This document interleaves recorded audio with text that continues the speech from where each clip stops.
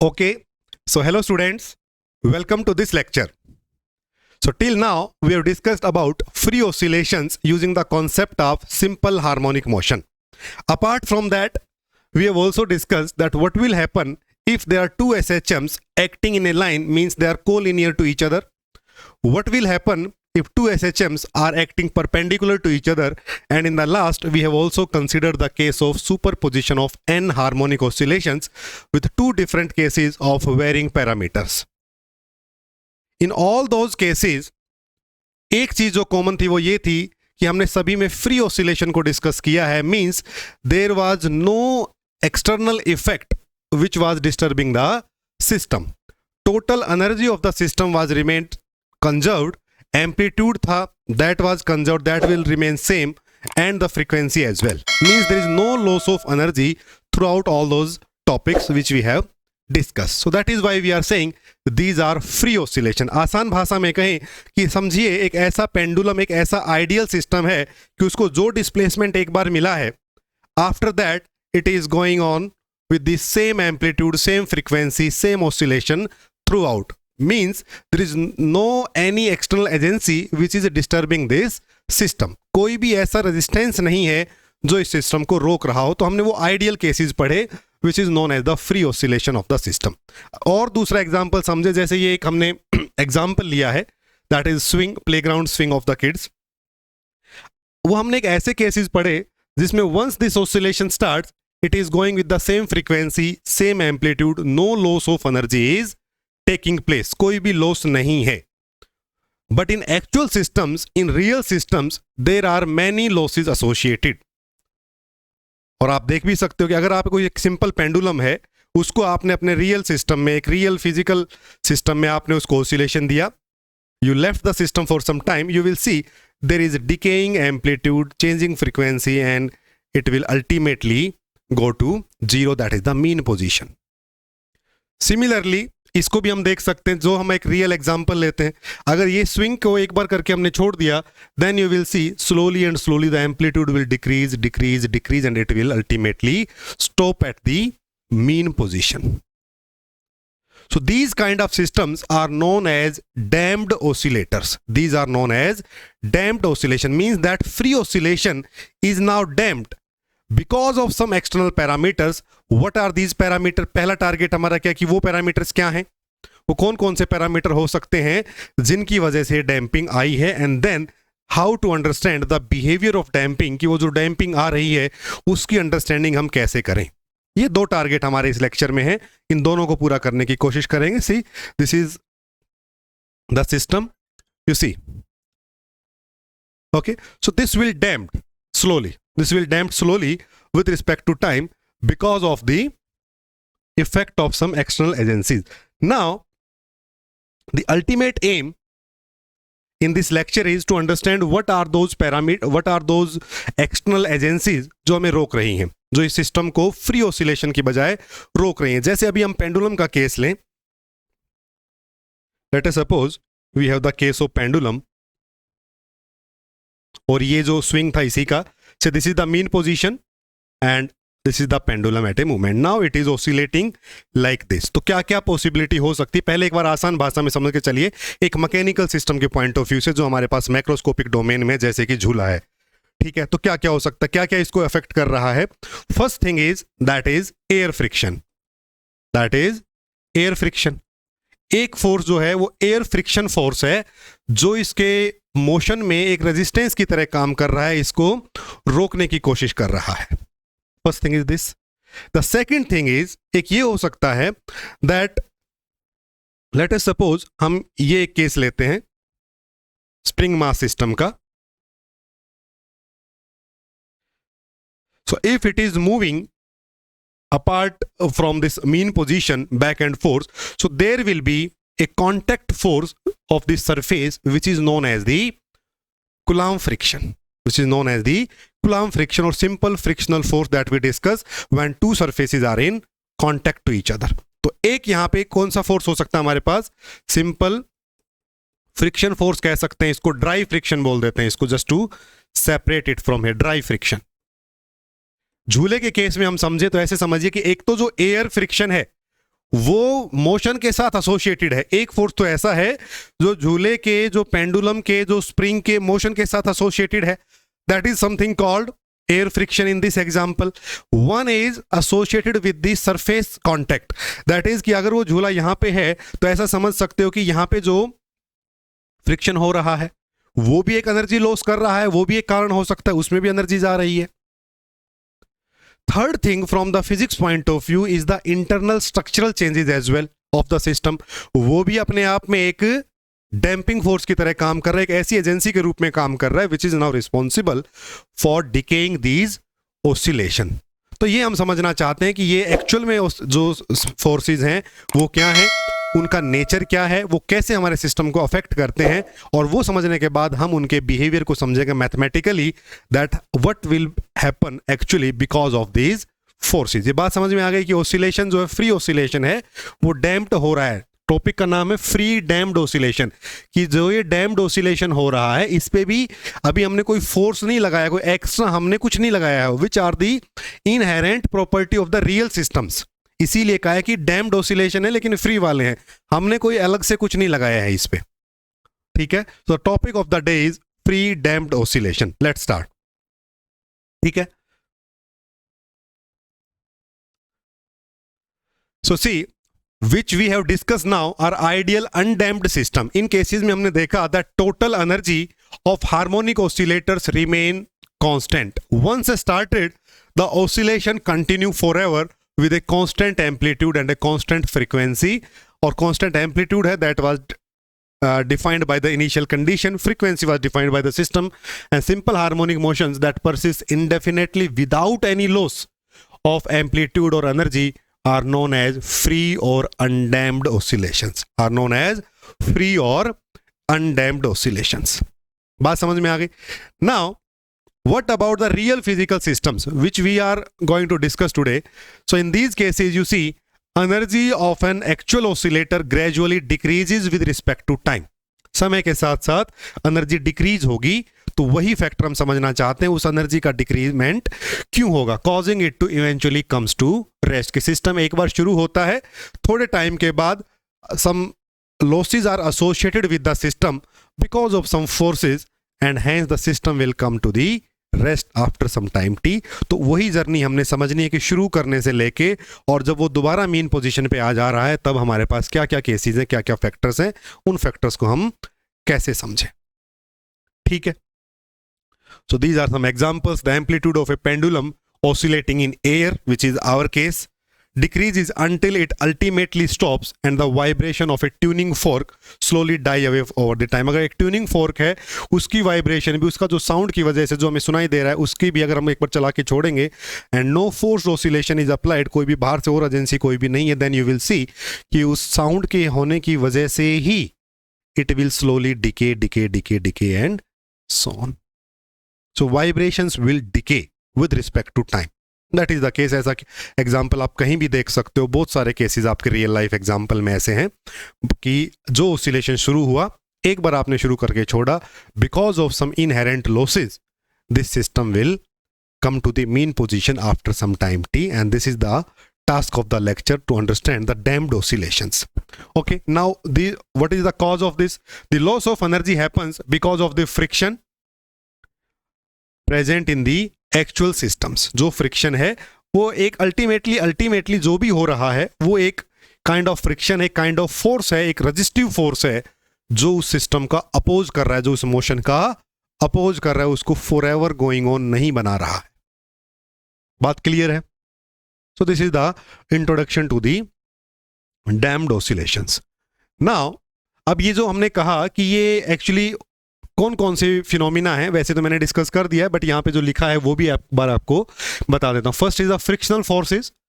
The presence of the resistance to motion is nothing but the friction force, implies that a frictional or damping force acts on the system, which is the simply resistance to the motion. एक frictional force हमने discuss किया.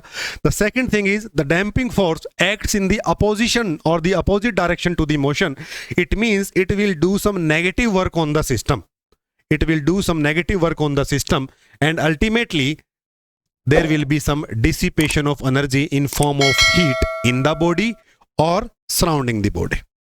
ठीक है, तो उस force की वजह से there will be the dissipation of energy throughout the heat in either in the body और इन द मीडियम इटसेल्फ। एक और इसके बाद एक फिनोमिना है, that is loss by radiation.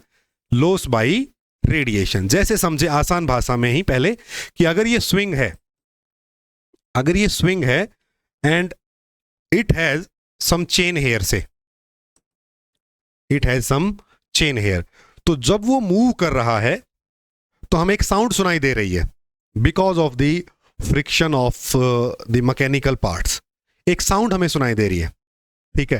So that sound energy is in itself an energy, वो भी एक एनर्जी का ही पार्ट है। वो जनरेट कहां से हुई है? अगर वो एनर्जी जनरेट हुई है कहीं से तो कहीं पे एनर्जी का लॉस हुआ है। So that sound energy, that sound which we are hearing now is itself because of the loss of energy, is because of loss of energy. So here comes the concept of loss by radiation. ये क्यों होता है? Whenever any oscillating body is doing oscillation in the medium, so this oscillator provides the periodic motion to the particles of the medium and they generate a wave. In this case, that was the sound wave. So that sound wave, any sounding body, कोई भी ऐसी body है जो sound produce कर रही है, it means there is a loss associated of energy. वहां पे loss है ही है, तभी हमें साउंड सुन रहा है। अगर एनर्जी का लॉस नहीं होगा तो there will be no sound. Similarly tuning fork का जो एग्जांपल है from the experimental point of view, तो उसमें जो साउंड एनर्जी जनरेट हो रही है that is responsible for the damped oscillation itself. जो हमें सुन रहा है साउंड, वही अपने आप में एक डैम्पिंग का सोर्स है, एनर्जी के डिके होने का सोर्स है। दो तरह की चीजें हो गई, एक हो गया हमारे पास फ्रिक्शंस और दूसरा हो गया हमारे पास बाई रेडिएशन। तो रेडिएशन वाला दो एग्जांपल जो मैंने बताए, दोनों के पॉइंट ऑफ व्यू से आप समझ सकते हो that sound energy is in itself responsible for this decaying amplitude और the change in the energy और the decrement in the energy of the system which transform this from the free oscillation to the damped oscillation. बात समझ में आ गई यहां तक? ठीक है। So यहाँ पे देखो, there is another mechanism by which an oscillator loses energy. It may decrease not only due to friction but also due to radiation. The oscillating body impart periodic motion. ये सब हमने डिस्कस कर लिया है. These are the example of sound waves, a tuning fork and this. Okay, ये एक point note करने का, that all sounding bodies are subject to the dissipative force. जो मैंने अभी आपको बात बताई कि कोई भी sounding body है, it means there are some dissipative forces there. Otherwise वो हमें साउंड सुनाई ही नहीं देगा। साउंड एनर्जी नहीं होगी, हमें सुनाई नहीं देगा। साउंड एनर्जी तब होगी जब there will be loss of one part of energy to the other. So that is why there is always some losses associated with the sounding bodies. Now the combined effect is radiation by the oscillating body and the friction present within the system is that combined effect. तो ये एक छोटा question आपसे पूछा जा सकता है कि combined effect क्या है, क्यों डैम्प्ड oscillation होता है? तो एक तो फ्रिक्शनल फोर्सेस की वजह से और दूसरा radiation, the effect of radiation because of the oscillating body itself. It will provide the periodic motion to the particles of the medium. ठीक है, तो ये एक फाइनल अल्टीमेट हमारे पास बात हो गई है। Now we are all set to define the damping. Damping is what? The reduction in the amplitude और energy of an oscillator due to dissipative forces. Very easy definition ये सब डिस्कस करने के बाद कि किसी भी ऑसिलेटर की, किसी भी आइडियल ऑसिलेटर की एम्पलीट्यूड और एनर्जी में जो डिके होता है because of some dissipative forces, ऐसे फोर्सेस जिनकी वजह से एनर्जी डिसिपेट हो रही है, is known as damping and the oscillator is known as damped oscillator. उस oscillator को हम क्या कहेंगे? damped oscillator.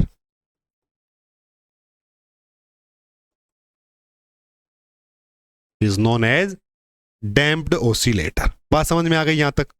क्लियर है? So we are transforming our journey from the free to the damped field. Okay. So okay. सो यहाँ पे एक बार थोड़ा सा डिक्टेट किया है that simple harmonic motion is now subject to a resistive force. Resistive force means it is opposing the motion. एक ऐसा force है जो कि मोशन को अपोज कर रहा है. तो simple harmonic motion free oscillation में जब एक रेजिस्टिव फोर्स आ जाए, it means it is opposing the motion in some sense, then the system will have dissipated energy and amplitudes following. तो देखो ये जो केस है, जो डॉटेड है, जो ये जो ग्रे डॉटेड है, दैट इज सम सिंपल SHM, simple harmonic motion, free oscillation, and this blue one is now the amplitude is now decreasing with respect to time. So this is time scale, this is displacement scale. So displacement का जो behavior है वो हमने देखा, it is now decreasing with respect to time. तो यही हमने समझना है, यही है हमारा damped oscillation. तो ये हमने blue में जो लिखा है that is damped oscillation. बात समझ में आ गई? So this is how the picture will look like graphically. Okay, so now let's discuss what are the forces actually. एक छोटा क्वेश्चन यहाँ से पूछा जा सकता है अगर थोड़ा डिटेल में जाने की कोशिश करें, तो उसके लिए मैंने ये डिस्कस किया. First is the coulomb damping, that is known as the dry friction. So Coulomb damping force results from the friction between surfaces in contact. तो ये friction force कहाँ से आएगा? Whenever surfaces are in contact to each other. For example, if this M is sliding or having oscillation about the mean position throughout this surface, then there will be a friction force opposite to the motion of the body. ठीक है? So it is approximately constant but always opposes the direction of motion. ठीक है, ये तो property हो गई, contact surface की property हो गई है, राइट. और मोशन के अपोजिट रहेगा. It is independent of the magnitude of the velocity. देखो ये छोटे छोटे क्वेश्चन है, यही क्वेश्चन पूछे जाते हैं छोटे क्वेश्चंस में कि कूलम्ब डैम्पिंग है वो इंडिपेंडेंट रहेगी कि डिपेंड करेगी. तो देखो ये दो तीन इंपॉर्टेंट जो पॉइंट्स है मैंने यहाँ पे लिख दिए हैं. सरफेस में कॉन्टैक्ट्स की वजह से आता है, मैग्नीट्यूड इसका कांस्टेंट होगा because it is a contact property and it always opposite the direction of motion and it is independent of the velocity of the system. ठीक है, तो first thing is Coulomb damping. The second thing is that is internal damping और the structural damping. That is because of the system itself internally. So you can say this arises due to the internal friction and imperfect elasticity of the body. Imperfect elasticity, समझ रहे हो इसका मतलब कि एक ऐसा system है जिसकी इलास्टिसिटी परफेक्ट नहीं है, मतलब जो जितना वो समझो हमने पुश किया उतना ही पुल नहीं हो रहा है. There is some imperfection in the elasticity and some internal frictions in the structure of the body. So that is known as the cause of damping known as the structural damping or the internal damping. Okay, so this occurs because of the crystal imperfection generating heat in the system. So that is more generally from the physics point of view in the crystals in the systems. Okay, so now see, it is a very complicated process to estimate this type of damping. अब इसका mathematics अगर समझना चाहें तो that is a bit more complicated. तो इसके लिए हम क्या करते हैं, देखो experimental data suggests that a resistive force proportional to the amplitude and independent of the frequency may serve as a good approximation. कि अगर हमने इंटरनल डैम्पिंग और स्ट्रक्चरल डैम्पिंग को समझना है तो हम एक ऐसा फोर्स कंसीडर करें which is directly proportional to the amplitude and independent of the frequency. तो ये एक रीजनेबल गैस हो सकता है, एक अप्रोक्सीमेट गैस हो सकता है to understand the behaviour of the internal damping. ठीक है, पहला Coulomb friction, that is the dry friction. Second is the internal damping or the structural damping. The third thing is very very important, that is the viscous damping or the damping force of fluid. Means whenever we are having a system, it is either moving in a air or in a fluid, so there is a viscous force acting on it because of the viscosity of the surrounding medium, because of the viscosity of the surrounding medium, and it depends upon the velocity of the system itself. It depends upon the velocity of the system itself. जो हमने example लिया था कि pendulum is oscillating in our real system, let us suppose here in the classroom. So you can see कि अब air friction जो हो रहा है that is a type of viscous force. अगर एक पेंडुलम है किसी ऑयल में मूव कर रहा है, so now that is a viscous force because of the viscosity of the oil itself.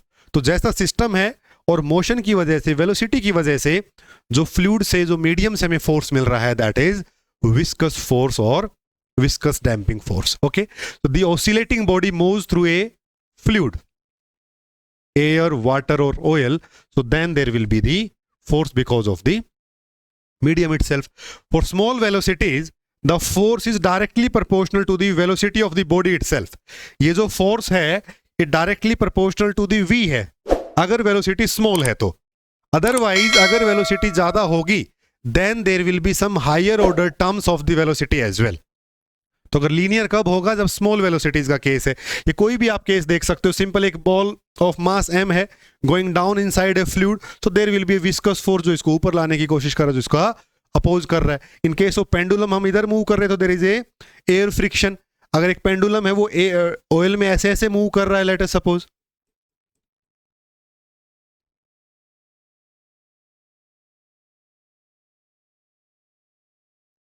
एक पेंडुलम है. If it is oscillating like this, so if it is moving in this direction, viscous force will be in this direction.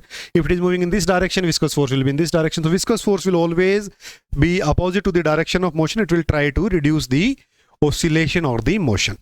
ठीक है, तो ये तीसरा हमारा हो गया कि विस्कस फोर्स, और यही सबसे ज्यादा इंपॉर्टेंट है क्योंकि जो हम एक मॉडल बनाना चाहते हैं फोर्सेस का, that will be more suitable और more approximated with the viscous force itself.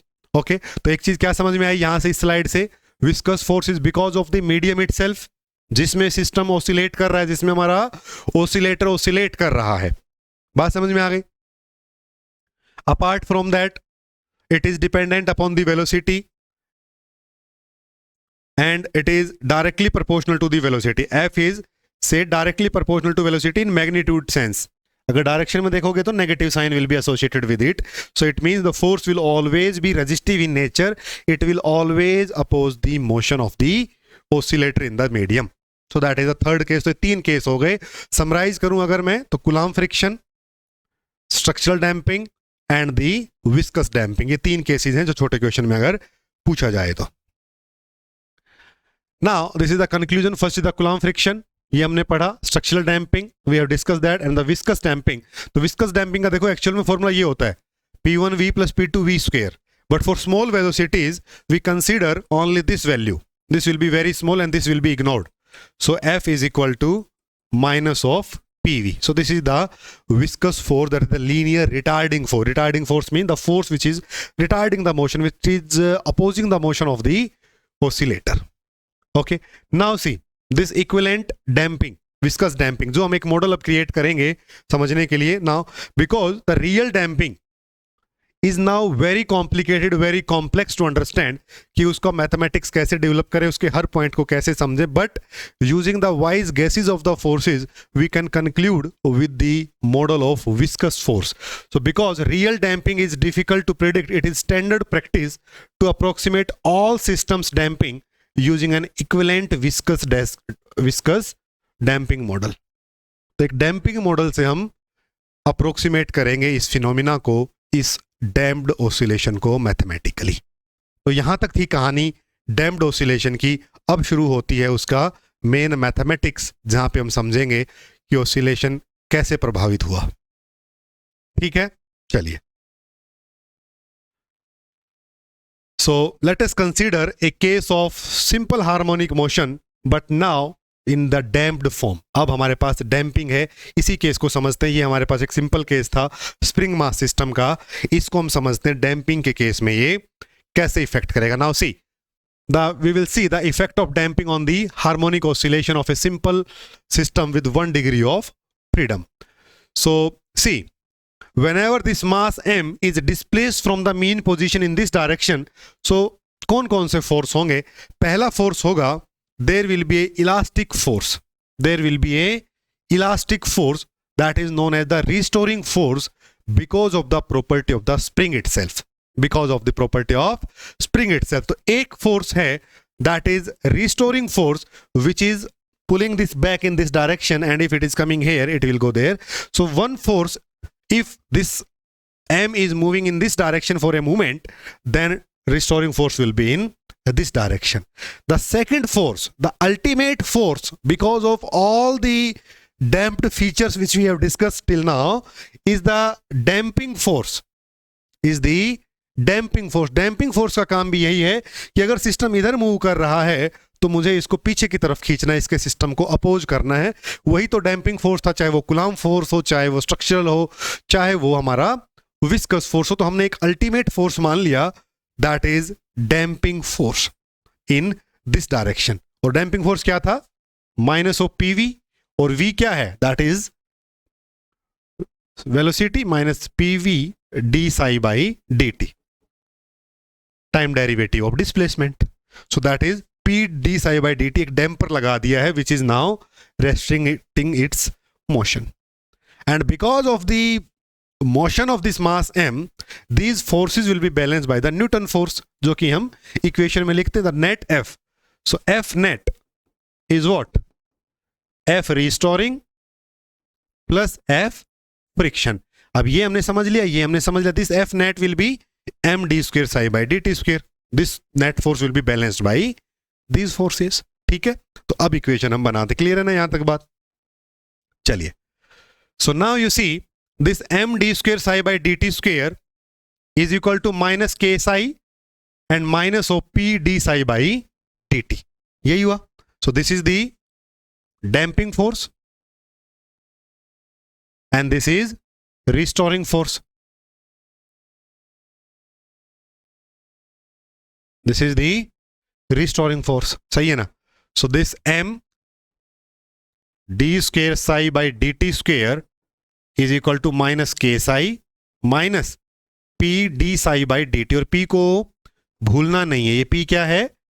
ये डैम्पिंग फोर्स में जो हमने लगाया है वो कांस्टेंट p है और directly proportional to force is directly proportional to v. उसका जो proportional constant that is v in this case. ठीक है. So now let's rearrange this equation. Equation of motion समझेंगे, इक्वेशन ऑफ मोशन से solution पे जाएंगे और सॉल्यूशन से बिहेवियर समझा था पहले भी, अब भी वही समझेंगे सॉल्यूशन क्या आता है. तो इसको क्या करें, इन दोनों इक्वेशंस को मैं इधर ले आता हूं. तो it will be m d square psi by D T square plus K psi plus P D psi by D T is equal to 0. m नीचे चला जाएगा तो D square psi by D T square plus P by M D psi by D T plus के by M psi is equal to 0. ये equation बन गई हमारी. पहले क्या थी? D square psi by D T square plus के by M psi. ये जो एक नया फैक्टर आया है that is because of the damping force, damping properties of the system. बात समझ में आ गई? So here is the equation now. इस इक्वेशन को लिख लीजिए, d square psi by D T square plus P by M D psi by D T plus के बाई एम साई. देखो जो जो बता रहा हूं वो लिखते तो रहो, ये ऐसा नहीं है कि बस इसमें बैठ के सुनते रहो, नहीं, साथ साथ नोट्स बनाते रहो जो भी बात मैं बता रहा हूं. ठीक है. Obviously these notes will be with you but still अपने हैंड राइटिंग में उसको लिखते रहिए साथ साथ. ठीक है ना? सो ये हमारी इक्वेशन यहां पे डिराइव हो गई है. अब इस इक्वेशन को हमने क्या किया, देखो इक्वेशन क्या थी, D square psi by D T square plus P by M D psi by D T plus के by M psi is equal to 0. तो दिस p बाई एम, अब हमने चूंकि इक्वेशन को सोल्व करना है तो पैरामीटर को थोड़ा और आसान बनाने के लिए इसको हमने गामा बोल दिया है. So gamma is p by m और ये जो k बाई एम है ये क्या है? Omega naught square. Omega naught square से क्या बात समझ में आती है कि ये वो फ्रीक्वेंसी ऑफ ऑसिलेशन है जो कि फ्री सिस्टम की होनी चाहिए थी, जो कि फ्री सिस्टम की थी, फ्री ऑसिलेशन की थी. k by m under the root k by m, ये वही है. तो ओमेगा नोट स्क्वायर हमने माना k बाई एम और गामा को हमने माना p by m and the equation will look like this, d square psi by D T square plus gamma D psi by D T plus omega naught square psi equal to 0. यहां तक clear हो गई बात? ठीक है. एक बार जरा इसका डायमेंशन भी देख लो. ठीक है, इसका डायमेंशन भी देख लो क्योंकि ये डैम्पिंग कोफिशिएंट है ना, तो इसका डायमेंशन कई बार पूछ ले छोटे क्वेश्चन में. तो क्या होगा देखो, force is equal to p v था. ठीक है. गामा का डायमेंशन क्या होगा? p by m. p by m, p की वैल्यू क्या है? Force by velocity. Force by velocity into mass. तो फोर्स का डायमेंशन, वेलोसिटी का, मास का सोल किया तो क्या आया? m से m चला गया, l से l चला गया, t रेज पावर -1. ये किसका होता है? फ्रीक्वेंसी का होता है. किसका होता है? फ्रीक्वेंसी का होता है. इसका मतलब this dimensionally this gamma is same as dimension of frequency. इसका डायमेंशन किसके बराबर है? फ्रीक्वेंसी के बराबर है भाई. यहां तक बात क्लियर है? कोई डाउट तो नहीं है? ठीक है ना? ठीक है. And the constant omega naught represent the angular frequency of system in absence of damping and is called natural frequency. Natural frequency of the system अगर कोई डैम्पिंग नहीं होती तो, frequency of the free oscillation अगर कोई damping नहीं होती तो वो ओमेगा नॉट है जो हमने लिख दिया. Now our idea is to solve this equation and here the game begins. ठीक है. So equation is D square psi by D T square plus gamma D psi by D T plus omega not square psi is equal to 0 plus omega not square psi is equal to 0. तो इस equation को solve करने के लिए हम क्या लेके चलते हैं, एक सॉल्यूशन मानते हैं इसका. Let us suppose we have this solution a E raise power alpha t लिख लीजिए, psi is equal to A E raise power alpha t. Then क्या करेंगे, इसको सेटिस्फाई करने के लिए d psi by D T calculate करेंगे और d square psi by D T square. तो जल्दी से इस साई का psi is equal to A E raise power alpha t. देखो इक्वेशन तो ये लीनियर ही है ना, होमोजीनियस और लीनियर इक्वेशन ही तो है कि नहीं. ये अच्छी बात है कि इक्वेशन अभी भी लीनियर ही है, साई की पहली पावर में ही है, होमोजीनियस इक्वेशन है, लीनियर इक्वेशन है. तो हमारे पास वो सारे प्रिंसिपल काम करेंगे जो हमने अभी तक पढ़े थे, खासकर की सुपरपोजिशन प्रिंसिपल, वो हमारी मदद बहुत बेहतरीन तरीके से करने वाला है. ठीक है कि नहीं. तो D psi by D T calculate करो जरा, D psi by D T. तो D psi by D T कितना आएगा, alpha A E raise power alpha T, here it is. D square psi by D T square करो, alpha square A E raise power alpha T. D square psi by D T square आ गया, ये आ गया है. ठीक है. Now the equation will be like this. बनाओ, उसमें वापस से पुट करो इक्वेशन को, यहीं पे पुट कर लो चाहे. तो क्या हो जाएगा, alpha square plus alpha gamma plus omega not square, और बाहर क्या आ जाएगा उसके, A E raise power alpha T equal to 0. इन इक्वेशंस को वापस से जब पुट किया इसमें तो ये इक्वेशन नजर आई, ये इक्वेशन नजर आ रही है. Alpha square plus alpha gamma plus omega naught square. एक बार से फिर से रिकैप कर लो, अल्फा क्या है, ये है अल्फा, और गामा क्या है, पी बाई एम, और ओमेगा नॉट स्क्वेयर क्या है, के बाई एम. तो इक्वेशन क्या बन गई, alpha square plus alpha gamma plus omega not square, और ये term a into e raise power alpha T equal to 0. ठीक है जी, यहां तक. चलिए, ये इक्वेशन हमने यहां पे लिख दी है. ठीक है. Now to find out for this equation to hold all the values of t, the term in the bracket should vanish as well. इस इक्वेशन का भी जरूरी है वेनिश होना, तभी we can find out the perfect solution. तभी हम देख सकते हैं कि ये इक्वेशन, ये जो इसका सॉल्यूशन है या नहीं है, तभी हम देख सकते हैं. तो इसका मतलब इसको अगर दो चीजों की मल्टीप्लाई 0 है तो इसको भी हमें 0 के बराबर रखना पड़ेगा, right. So alpha square plus gamma alpha plus omega naught square equal to 0. And now we can calculate, we can find out the roots of this equation. Roots कैसे कैलकुलेट करते हैं, minus b plus minus b square minus 4ac divide by 2. तो देखो alpha में equation है, तो minus gamma, यहां पे लिख रहा हूं रूट्स, ठीक है ना, minus gamma plus minus b square is equal to gamma square minus 4 omega not square divide by 2. यही ना होंगे दो रूट, एक बार प्लस के साथ एक बार माइनस के साथ, वो दोनों रूट ये रहे. एक को मैंने अल्फा 1 बोल दिया, एक को मैंने अल्फा 2 बोल दिया. Minus gamma by 2 plus 1 by 2 gamma square minus 4 omega not square की power 1 by 2, gamma by 2 minus 1 by 2, इस बार माइनस वाला, gamma square minus 4 omega not square power 1 by 2. ठीक है, दो इक्वेशन आ गए. There are 2 roots of this quadratic equation, that is alpha 1 and alpha 2. तो अल्फा 1 और अल्फा 2 की वैल्यू मैंने कैलकुलेट कर ली है. बात सही है, कोई दिक्कत नहीं है. ठीक है ना, आगे बढ़े, चलो. So now the two solution, जो psi is equal to A E raise power alpha T हमारे पास था, हमें पता चला कि अल्फा की दो वैल्यूज आ रही हैं जो उस इक्वेशन को सेटिस्फाई कर रही हैं. तो अल्फा की एक वैल्यू है अल्फा 1 और दूसरी वैल्यू है अल्फा 2. तो इसका मतलब equation A1 e raise power alpha 1 t and some A2 e raise power alpha 2 t, ये दोनों ही इक्वेशन उस फाइनल इक्वेशन को सेटिस्फाई करेंगी. जो डैम्प्ड ऑसिलेशन की इक्वेशन है उसको सेटिस्फाई करेंगे अगर दोनों उसके रूट्स हैं तो, है कि नहीं? तो इसका मतलब दो इक्वेशन मैंने लिखी, that is psi1 and psi2, a1 e raise power alpha 1t, a2 e raise power alpha 2t। Alpha 1 की वैल्यू यहां पे पुट कर दी तो a1 एक्सपोनेंशियल, ये आपका अल्फा 1 रहा जो प्लस वाला लिया था, plus 1/2 gamma square minus this, and second one is this one. So the equation is now linear homogeneous differential equation of second order. We have two solutions now, psi1 and psi2, which are independently a solution of that equation.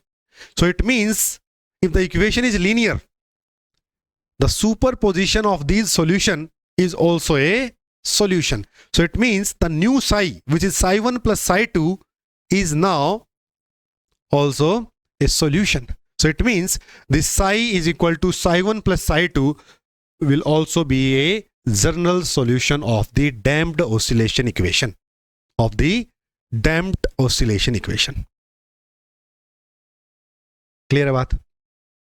तो अब हम दोनों को क्या कर देंगे, add कर देंगे। देखो, so this psi is equal to a1 exponential of minus gamma by 2 plus 1/2 gamma square minus 4 omega naught square power 1/2t plus a2 exponential of minus gamma by 2 minus 1/2 gamma square minus 4 omega naught square 1/2 into t।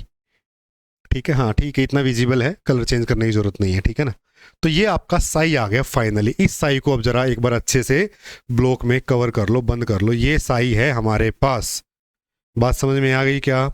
ये साई है, किसका साई है? ये जो equation थी हमारे पास, D square psi by D T square plus gamma D psi by D T plus omega not square psi is equal to 0। इस इक्वेशन का ये जनरल सॉल्यूशन है जी। बात समझ में आ गई? इस इक्वेशन का ये जनरल सॉल्यूशन है। क्लियर है यहां तक बात? चलिए अब इस सॉल्यूशन के साथ हम प्ले करेंगे। मतलब ये जो साई है, साई क्या है समझो पहले फिजिकली, कि ये जो इक्वेशन थी which was the second order differential equation in terms of displacement, उसका जो सॉल्यूशन आता है वो डिस्प्लेसमेंट को ही बताता है, डिस्प्लेसमेंट के बिहेवियर को ही बताता है। जहां पर अब तक हम psi is equal to a cos omega t plus delta पढ़ते आए, तो वो साई क्या था? The behaviour of the displacement. वो बता रहा था कि आपकी टर्म जो है वो ऑसिलेटरी टर्म है, उस ए एम्पलीट्यूड के साथ, ओमेगा फ्रीक्वेंसी के साथ, डेल्टा फेज के साथ। तो इसका मतलब ये जो डैम्प्ड मोशन है उसका डिस्प्लेसमेंट ये है, और उसका डिस्प्लेसमेंट कैसा होगा ये मुझे इसके बिहेवियर से ही पता चलेगा कि साई कैसा होगा। ये मुझे उसके डिस्प्लेसमेंट से ही पता चलेगा, उसके बिहेवियर से ही पता चलेगा कि साई कैसा होगा। और साई का बिहेवियर लगभग डिपेंड कर रहा है इस टर्म पे, जो एक gamma square minus 4 omega naught square है, ये इस टर्म पे डिपेंड कर रहा है। बाकी लगभग तो ठीक है मामला। तो मतलब ये टर्म कैसा रिस्पॉन्ड करेगी उसी हिसाब से हमारे साई की वैल्यू आएगी, और उसी हिसाब से हम समझ पाएंगे कि डिस्प्लेसमेंट कैसा चलेगा। तो next target is to understand the behaviour of this term, behaviour of this important term. So let's start that. Okay, so here is the general solution. ये मैंने आपकी नोट्स में भी ब्लॉक करके डाल दिया है, ठीक है ना? तो ये आपका फाइनल सॉल्यूशन हो गया है, और कुछ नहीं किया है। देखो एक चीज और यहाँ पे, वो 1/2 जो है वो यहाँ पे, ये 1/2 है वो अंदर चला गया, तो gamma square by 4 minus omega naught square हो गया है, ठीक है ना? ऐसे लिख लो वैसे लिख लो, एक ही बात है बस। वो क्योंकि हम क्या करेंगे ना, इस गामा के साथ प्ले करेंगे, इसलिए बार बार कंफ्यूजन नहीं छोड़ के रखना चाहते कि फिर आपको सोचना पड़े अच्छा गामा ये है, ओमेगा नोट ये है, 1/2 अभी बाहर भी बचा है, तो इसलिए उसको अंदर कर लिया है कि भाई एक बार बस गामा की वैल्यू यही पुट करके देख लें, जो भी है ब्रैकेट के अंदर हमें समझ में आ जाए, ठीक है? So now the final thing you have to write is, जो इक्वेशन हमारे पास थी D square psi by D T square plus gamma D psi by D T plus omega naught square psi is equal to 0। ये equation है damped की, ये पूछी भी जा सकती है, ये भी पूछी जा सकती है, कभी मैं इतनी राम कहानी बता रहा हूँ और पूछ यही ले, तो be very careful about it, what we are doing. So this is the equation and it is the general solution of this equation.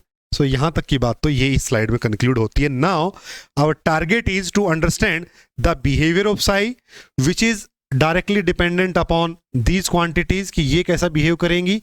And also we want to find out this A1 and A2, and A1 and A2 are something constant in terms of amplitudes, and that term depends upon the initial conditions actually. Initial condition क्या है, तो A1 A2 को निकालने की कोशिश करेंगे और in terms को समझने की कोशिश करेंगे, अभी करेंगे. ठीक है, चलिए. तो यहाँ पे 3 केसेस हमारे पास बनते हैं इस टर्म के अकॉर्डिंग. देखो अब ये जो टर्म है ये ध्यान आ गई, gamma square by 4 minus omega naught square. एक बार पीछे जाके फिर से दिखा देता हूं, बार बार नहीं जाऊंगा. देखो ये जो टर्म है जो मैंने बोली, यही वो टर्म है जो अब डिफाइन करेगी, इसी टर्म को आगे लिखा हुआ है. ठीक है जी. तो ये आपका नेचर है gamma square of by 4 minus omega naught square का. यहां से हम 3 केस डिफाइन करते हैं. देखो पहला केस क्या होगा, ये मैंने बता दिया ये सब बातें कि ये रूट्स कैसे क्या होंगे. अभी देखो अगर गामा की वैल्यू 2 ओमेगा नॉट से ज्यादा है, if gamma is greater than 2 omega naught, तो 2 ओमेगा नॉट मतलब 2.5 हो, 3 हो, 4 हो, कुछ भी हो, तो ये जो टर्म है it will be A positive term. बात समझ में आ गई. इसका पावर 1/2 है ना, इसकी पावर 1/2 है ना, इसकी पावर 1/2 है ना उधर. तो अगर ये पॉजिटिव है तो मैं कोई दिक्कत नहीं है. तो उस केस में देखो roots will be real and the system is known as over damped और हैवीली डैम्प और हैवी डैम्पिंग. क्या कहेंगे सिस्टम को, over damped, heavy damping. Heavy damping का केस पूछा जाए तो इसका मतलब क्या है, gamma is greater than 2 omega naught का केस है.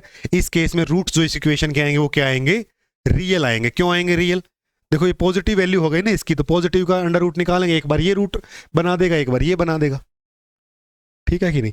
लेकिन अब जब gamma equal to 2 omega naught हो जाए, gamma is equal to 2 omega naught, कुछ थोड़ा सा रब हो रहा है इस पे. अच्छा नहीं भाई डिलीट मत करो. तो इसको मैं क्या करूं, इसको सिलेक्शन पे करूं जरा, अभी भी करेगा चेंज, अभी भी करेगा, अभी भी करेगा. थोड़ा सा पेन जो है वो रब कर रहा है, may be because of some dust. ठीक है,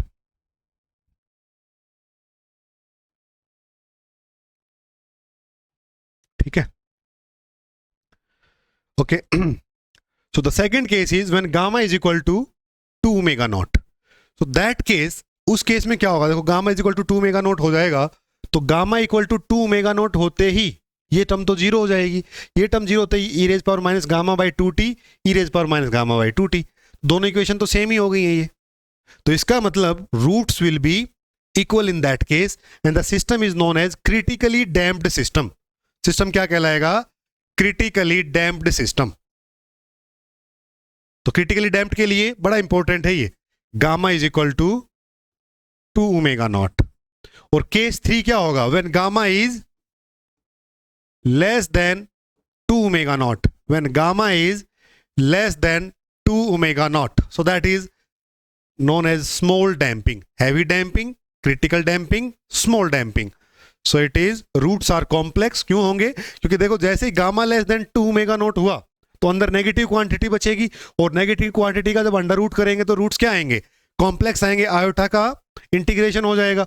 तो roots are complex and the system is known as under damped, या इसको कह सकते हैं स्मॉल डैम्पिंग. इसको क्या कह सकते हैं, स्मॉल डैम्पिंग भी कह सकते हैं. छोटे क्वेश्चन के बहुत ज़्यादा चांसेस है कि यहाँ से पूछा जाए. ठीक है ना, अगर यहाँ से कुछ पूछना चाहे तो 3-4 क्वेश्चन यहाँ पे बन सकते हैं. ठीक है जी, आगे चले. सो now let's start the case of large damping. Case of large damping, heavy damping और ओवर डैम्प्ड. केस 1 डालो इसमें, when gamma is greater than 2 omega naught, gamma is greater than 2 omega not. ठीक है, एक बार थोड़ा सा इस पे हम गौर करेंगे, फिर इन पे आएंगे. मैं थोड़ा सा डेरिवेशन आपको करके बता देता हूं, ठीक है ना. तो हमने क्या करना है ये चीज़ तो लिख लो कि ये जो टर्म थी इसको हम थोड़ी देर के लिए क्यू मान लेते हैं। एक बार एक नया पैरामीटर क्यू के रूप में मान लिया है। Gamma square by 4 minus omega naught square equal to 1/2 को क्यू मान लिया है। ठीक है, तो एक बार जरा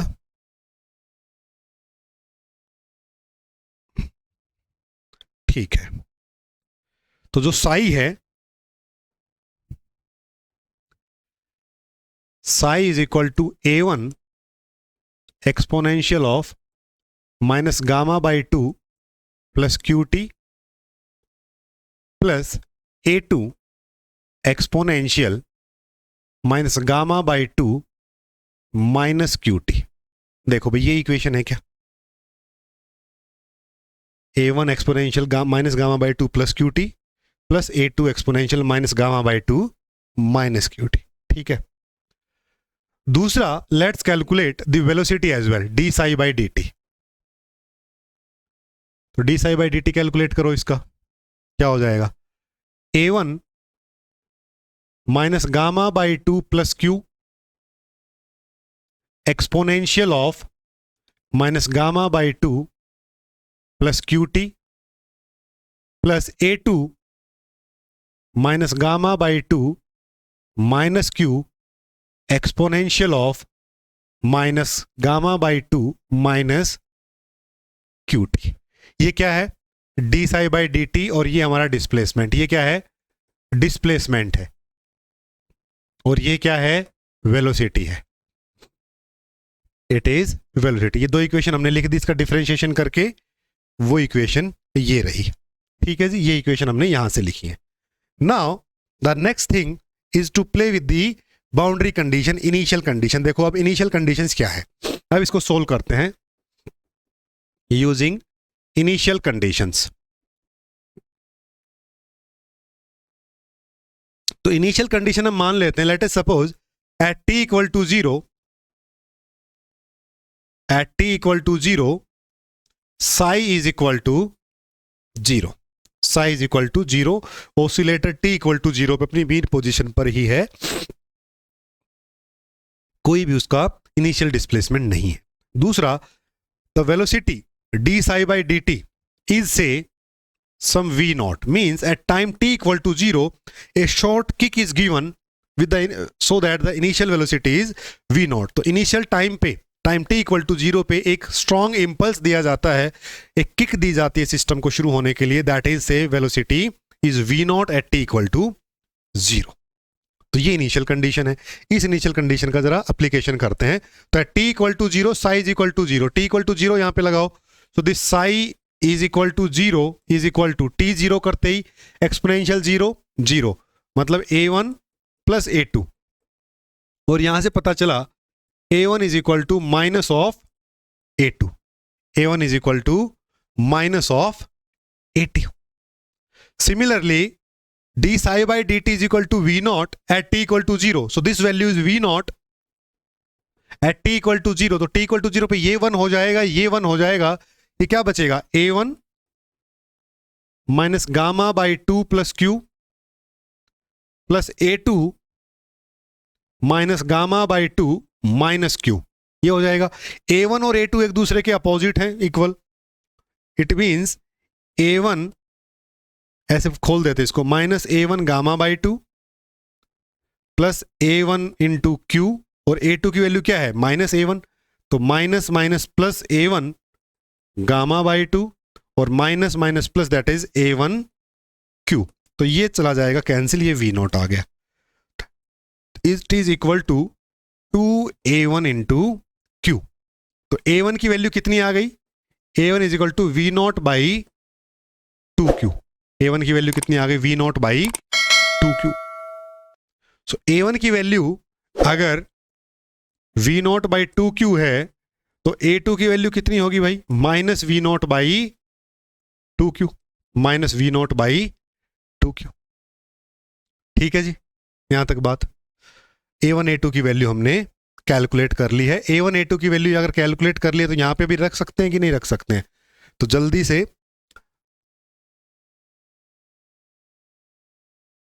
इक्वेशन फिर से, एक सेकंड इसको थोड़ा छोटा करते हैं ना फिर, या तो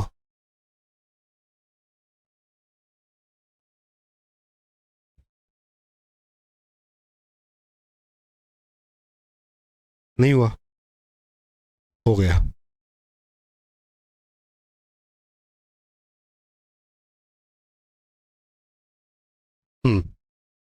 देखो, तो जो साई है A1 is V0 by 2Q exponential of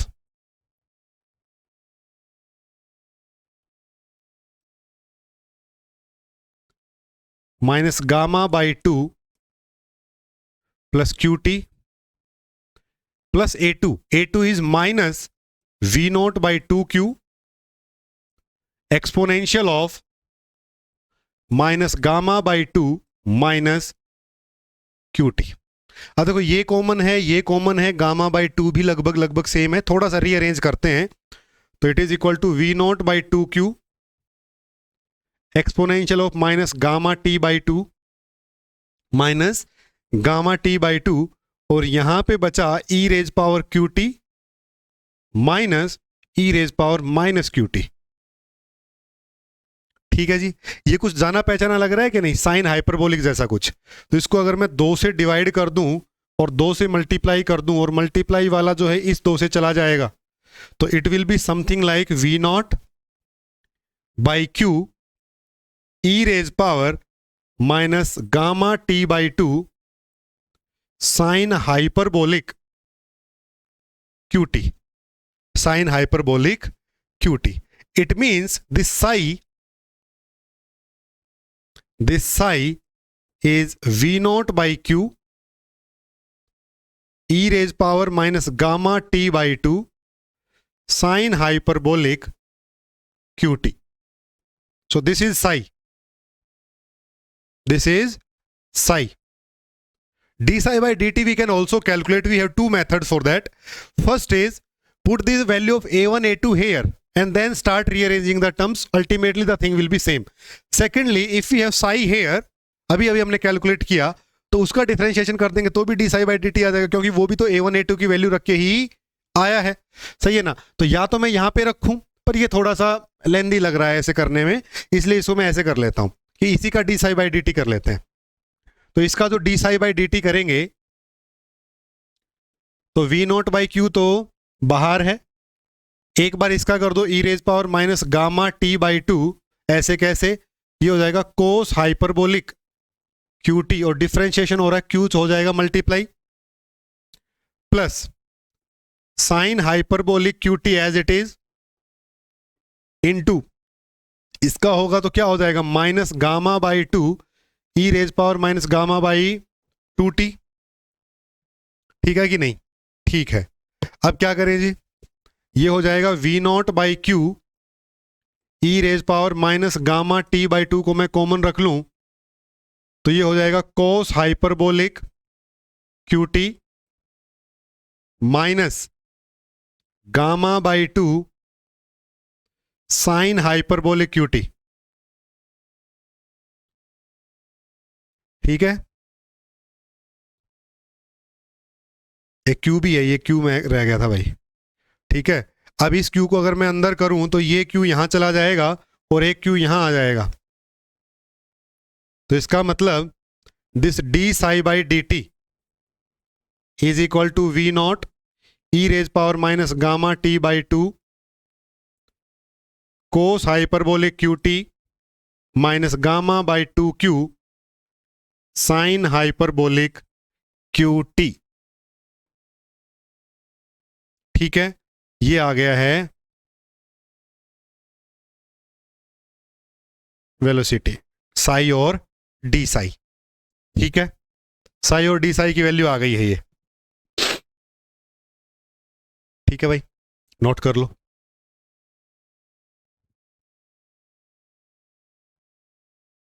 now we have psi, we can plot displacement versus time, यही तो करते थे, डिस्प्लेसमेंट का बिहेवियर ही तो देखना है।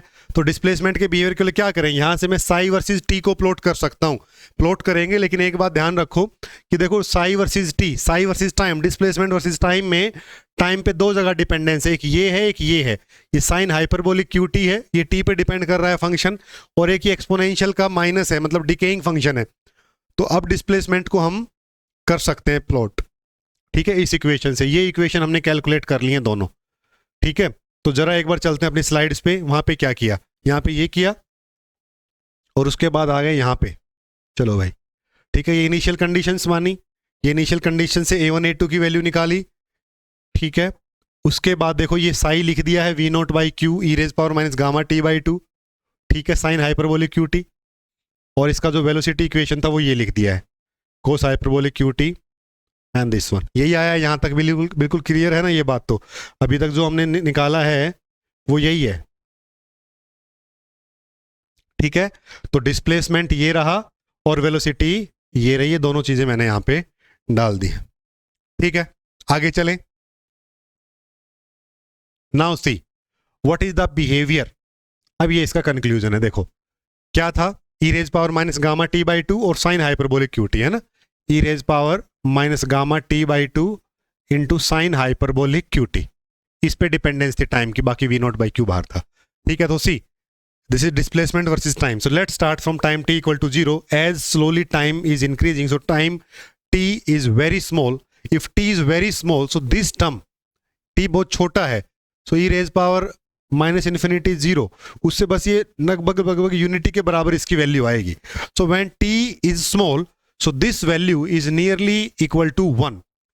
It means it will not affect much and the system will follow the behavior of sine hyperbolic qt which is increasing with linear with respect to time t.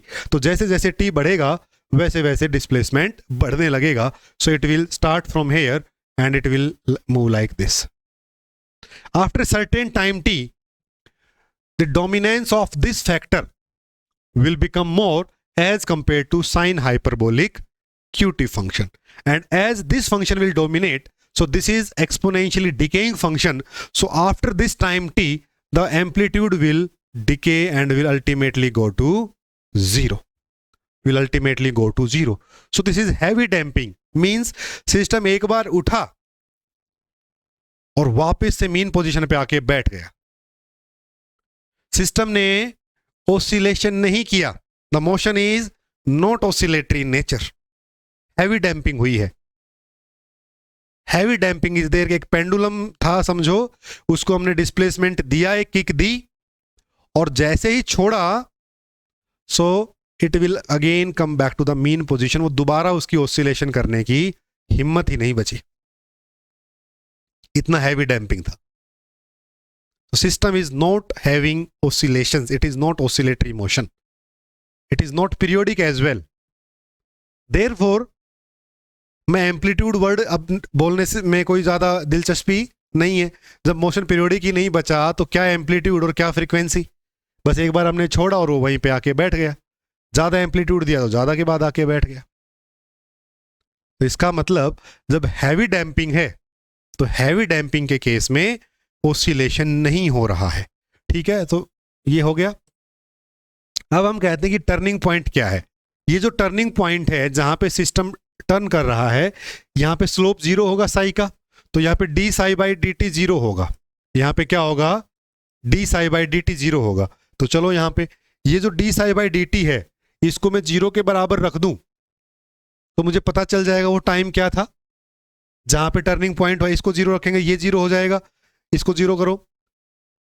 Tangent hyperbolic Q t is equal to 2q by gamma. मैं देखो ये 0 करेंगे, ये तो 0 ही हो जाएगा पूरा।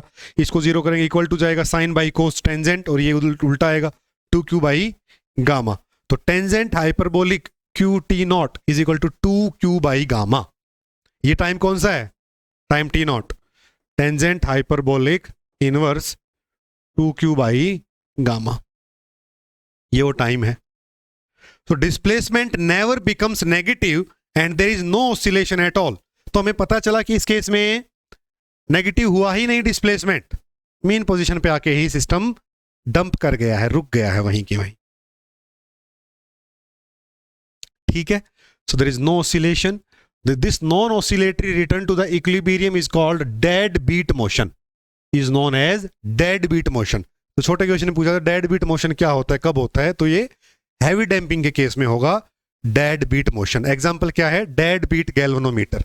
ये क्वेश्चन छोटे छोटे बनते हैं, डेड बीट गैल्वेनोमीटर में क्या होती है, heavy damping.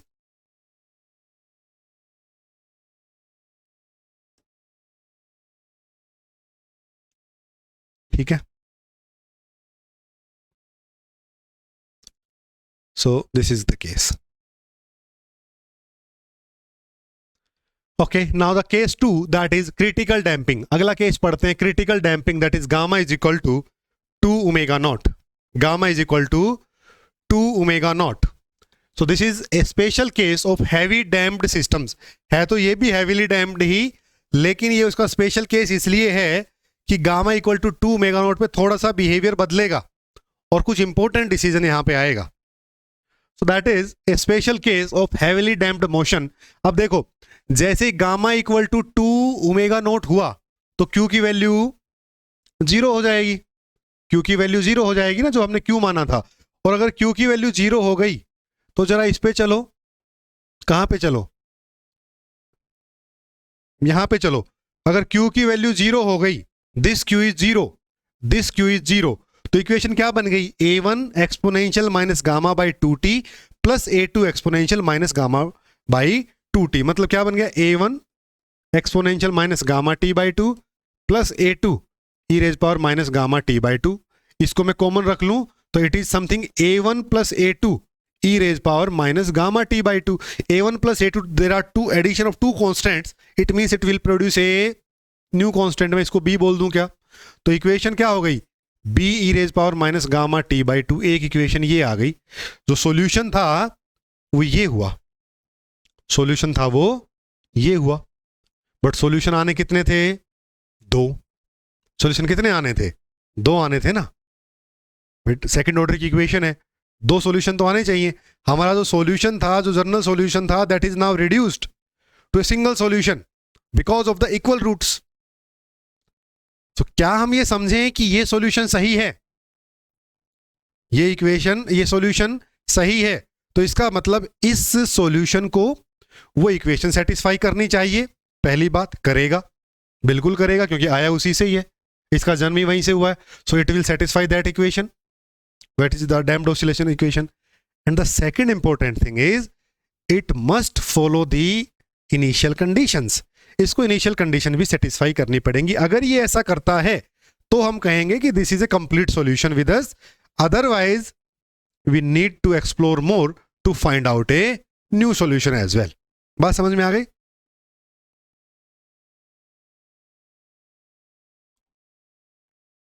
Here it is, so this psi is equal to this one, this psi is equal to b e raised power minus gamma t by 2। b हमने मान लिया। now the problem is the solution contain only one adjustable constant, एक ही constant आ रहा है। वहां पे हमारे पास a1 a2 आ रहे थे, 2 आ रहे थे, यहाँ पे एक ही आ रहा है। सेकंड ऑर्डर की इक्वेशन है तो 2 आने चाहिए, 2 नहीं है तो दूसरे को ढूंढना पड़ेगा। उसके लिए पहले चेक कर लेते हैं कि इसमें कोई प्रॉब्लम आती है कि नहीं आती है। ये बात यहाँ पे लिखी है कि 2 कॉन्स्टेंट्स हमें चाहिए होंगे। तो उसको समझने के लिए समझे कि क्या ये सॉल्यूशन पूरा है कि इसमें कुछ मिसिंग है। हमने एक इनिशियल कंडीशन पुट की, इनिशियल कंडीशन में at t equal to 0 psi equal to 0, और वो जो किक मिली है d psi by D T is equal to v naught. इस इक्वेशन को इसने सेटिस्फाई करना चाहिए। साई क्या है, psi is equal to b e raise power minus gamma T by 2।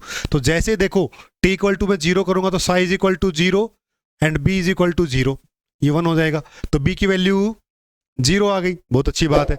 D psi by D t कर लूं क्या, तो D psi by D t जैसे ही किया तो इसकी वैल्यू क्या हो गई, minus gamma by 2 b e raise power minus gamma T by 2। अब इनिशियल कंडीशन पे d psi by D t की वैल्यू तो वी नॉट है और b की वैल्यू 0 आई है अभी t इक्वल टू 0 पे। तो दोनों LHS और RHS तो सेटिस्फाई नहीं हुए। मतलब इस इक्वेशन के साथ, इस सॉल्यूशन के साथ एक प्रॉब्लम ये है कि ये पार्शियली करेक्ट है लेकिन इनिशियल कंडीशन को ये सेटिस्फाई नहीं कर पा रहा है। इसका मतलब हमें जरूरत है कुछ और करने की। वो क्या है, we must verify and introduce a second linearly independent trial solution.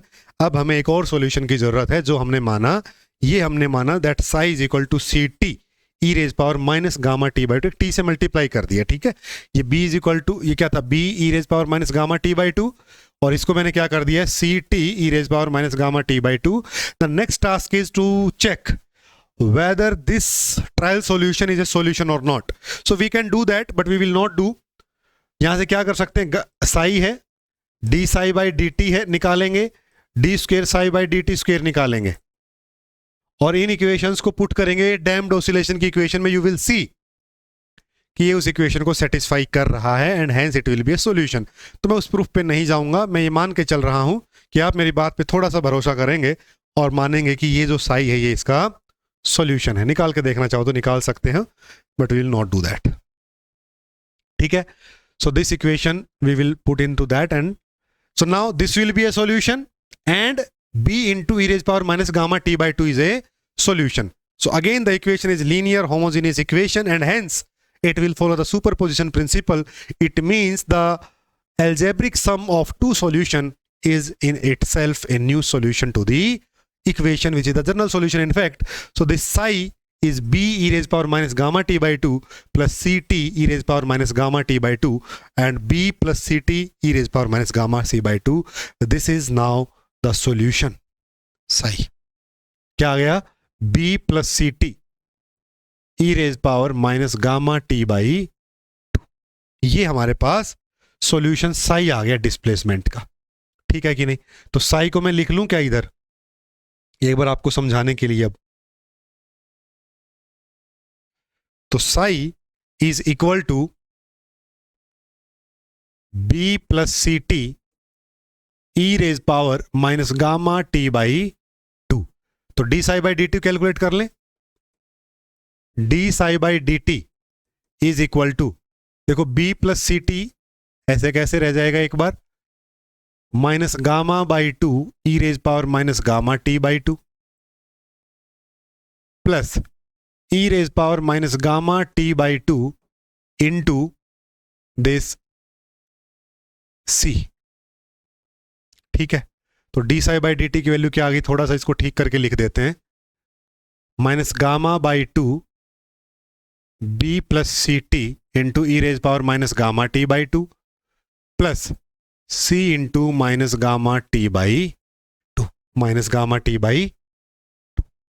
ठीक है जी, now let's check the initial conditions that at t equal to 0 displacement is 0 and d psi by dt is equal to v naught because of the strong impulse or a kick at time t equal to 0. Let's put this condition at t equal to 0, psi is equal to 0, तो 0 is equal to b, b की value तो 0 आ गई पहली equation से psi से, d psi by dt is equal to v naught equal to t की value 0 put करते चले जाओ, तो t की वैल्यू यहाँ पे 0 पुट करोगे, ये 0 हो जाएगा, ये 1 हो जाएगा, तो b तो 0 है ही, और ये हो जाएगा c, v नॉट की वैल्यू आ गई c की वैल्यू आ गई मतलब v नॉट।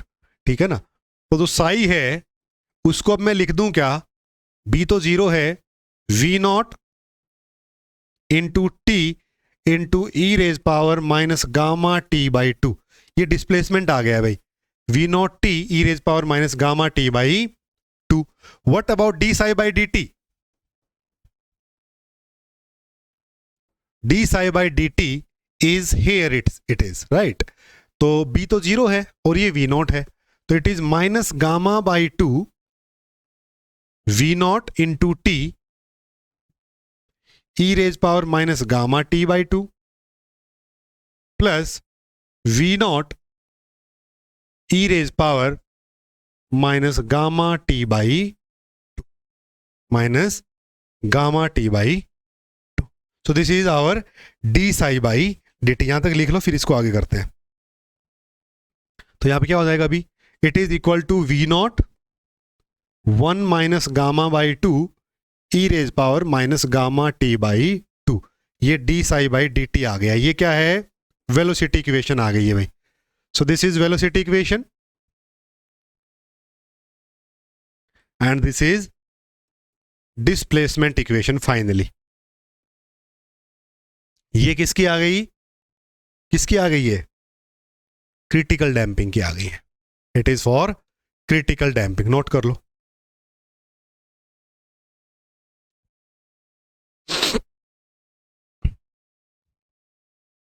ठीक है, अब क्या करना है, अब देखना है कि इसकी डिपेंडेंसी क्या है, एक तो टी पे है और एक e raise power minus gamma T by 2 पे है। तो ये टर्म तो पहले भी थी, लेकिन जो पहले साइन हाइपरबोलिक क्यूटी था वो अब टी हो गया है इधर, अब वो टी आ गई है यहाँ पे। तो अब इसका प्लॉट करेंगे और इसके बिहेवियर को समझने की कोशिश करेंगे। तो ये हमने किया, इसके में हमने पूरा सोल्व कर लिया है। You may note down it and then here are the two equations, displacement and velocity. यही हमने कैलकुलेट किया अभी अभी। ठीक है जी, आगे बढ़े। Now we will plot it. So here are the final conclusion.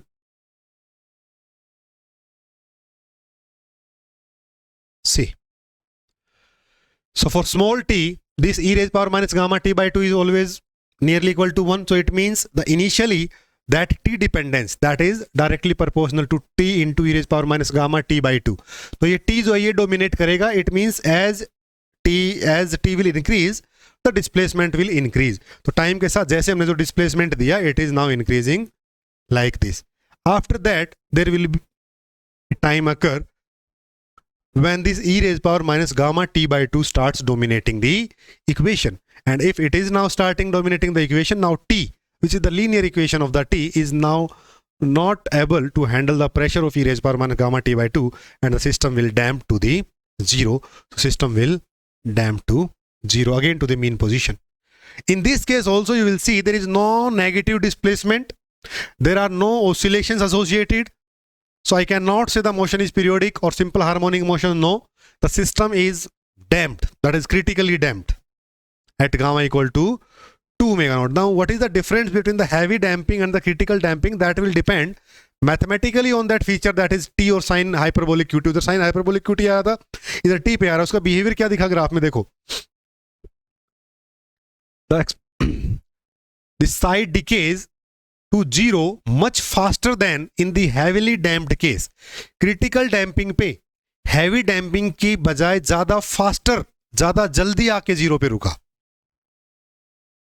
ठीक है, ज्यादा जल्दी आया, डैम्पिंग उससे फास्ट हुई. ये कर उससे फास्ट डिके की है.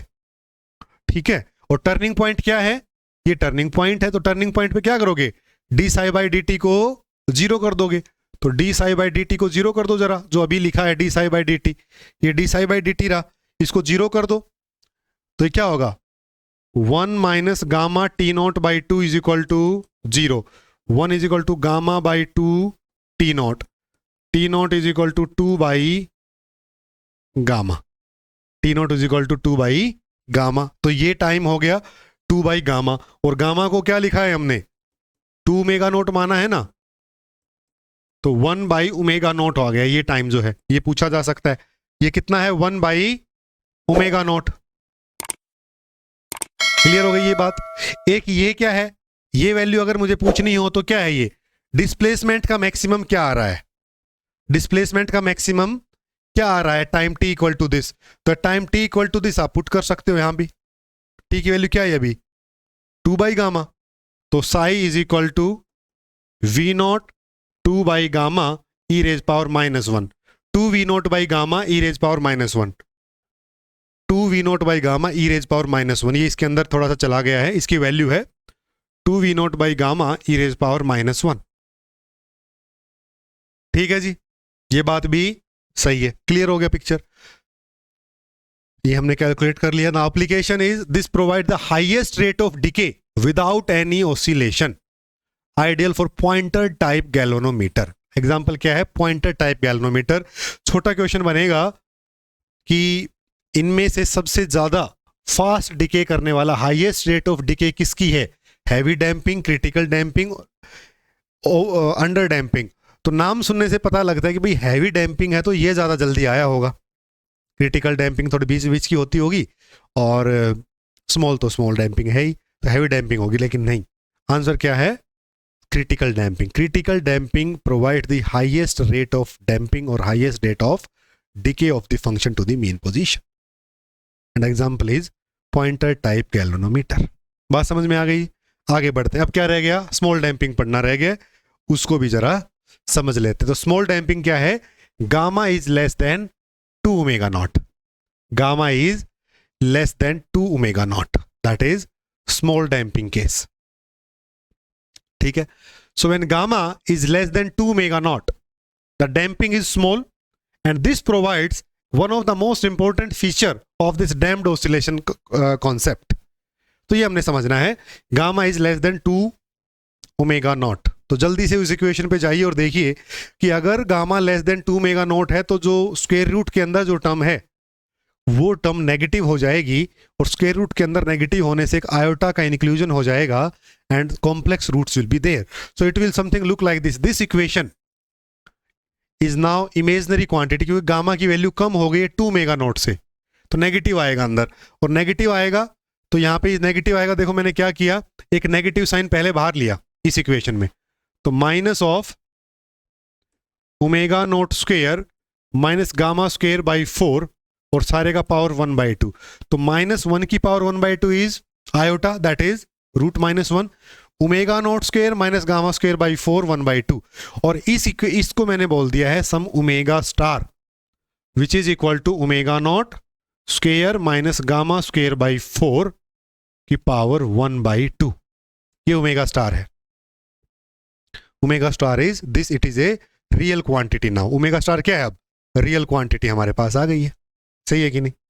नाउ दिस साई, एक बार उस साई पे चलोगे क्या?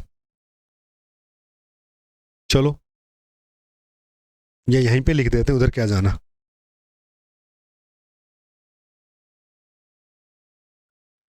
ठीक है, तो that psi is now, C this is now iota omega. ये टर्म क्या बन जाएगी, आयोटा ओमेगा. तो वो कुछ ऐसा था ना,